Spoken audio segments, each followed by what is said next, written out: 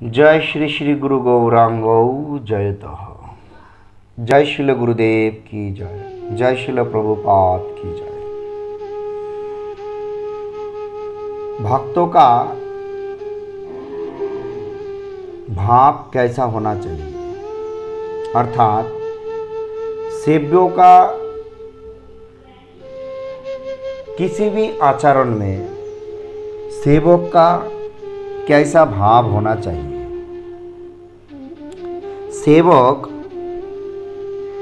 अपना सेवकों का किसी भी आचरण में विचलित तो नहीं होना चाहिए। जो कुछ भी बोले वही उनके लिए शिक्षा स्वरूप है, और उसी कथा से, उसी आचरण से, उसी व्यवहार से उनका शिक्षा ग्रहण करना चाहिए।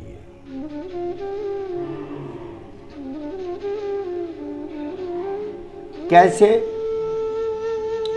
तो देखिए, एक बार श्रीवास आंगन में श्री चैतन्य महाप्रभु का अपूर्व नृत्य कीर्तन दर्शन करने के लिए एक ब्राह्मण बालक बहुत ही इच्छा प्रकाश किया। और जो ब्राह्मण बालक ऐसा इच्छा प्रकाश किया वो तपस्वी है। सिर्फ दूध पीकर भोजन करता है। मन में सच्चा इच्छा है महाप्रभु का अपराकृत नित्य दर्शन करना है। तो इसीलिए श्रीवास पंडित का चरण में आकर काकुति मिनती वांछा करने लगे। तब श्रीवास पंडित ने बोला, ठीक है, आप आइए। तो श्रीवास पंडित उनको लेके आए और महाप्रभु का दैनंदिन का न्याय संकीर्तन रासलीला जब आरंभ किया, महाप्रभु का अपराकृत नृत्य दर्शन करते हुए वो ब्राह्मण बालक ने बहुत ही आनंद आस्वादन किया, आश्चर्य तो हो गया। और तब श्रीवास पंडित ने महाप्रभु का पास उस ब्राह्मण बालकों के बारे में वर्णन किया और बोला, उनका बहुत इच्छा है, वो एकमात्र दूध पीकर ऐसा कठिन तपस्या करते हुए उनका भजन जिंदगी बीत रहा है। आप उनको कृपा करें, जो आपका अपराकृत नित्य दर्शन करना है उनको। और महाप्रभु क्रोधित हुआ। क्यों क्रोधित हुआ? क्योंकि ये संकीर्तन रासलीला में महाप्रभु का कृपा व्यतीत तो कोई प्रवेश नहीं कर सकता है। जैसे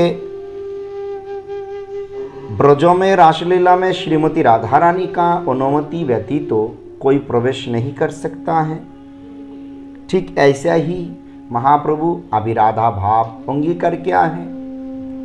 यहाँ पे संकीर्तन रासलीला में राधा महाप्रभु का अनुमति सरकार किसी को प्रवेश अधिकार नहीं है। महाप्रभु कहने लगे, दूध पीने से क्या होता है? दूध पीने से भोजन थोड़ी होता है। दूध पीने से भोजन नहीं होता है।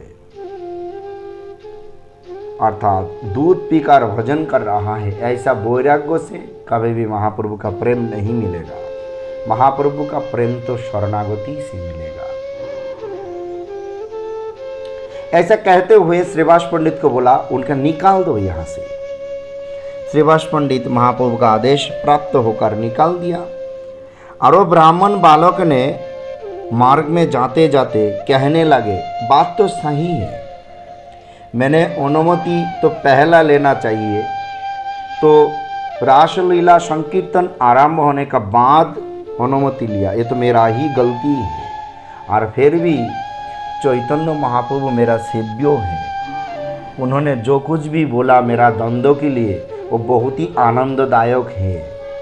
और बात यही है, जितना भी संकीर्तन नृत्य मैंने दर्शन किया उतना ही मेरे लिए, इस अधम के लिए बहुत ही बड़ा है। इतना आनंदित हुआ महाप्रभु का इस आचरण में, इतना आनंदित हुआ। आनंदित होकर महाप्रभु का रूप गुण लीलादि चिंतन करते करते ऐसा चलने लगे। और महाप्रभु अंतर्यामी है।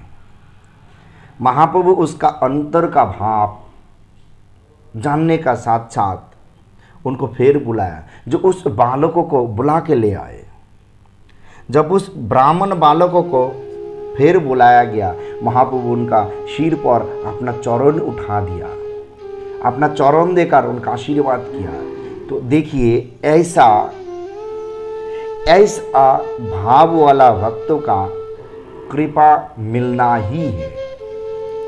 तो सेव्यो यानी भगवान हरि गुरु वैष्णव जो हम लोगों का पास सेव्यो है, हम लोग उनका सेवक है, उनका किसी भी आचरण हम लोगों के लिए बहुत ही महत्वपूर्ण है, बहुत ही शिक्षणीय है।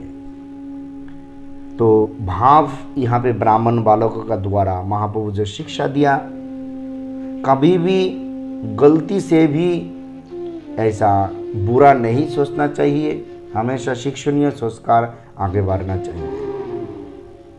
जय जय श्री ब्राह्मण बालक की जय, जय श्री कृष्ण चैतन्य महाप्रभु की जय। हरि बोल।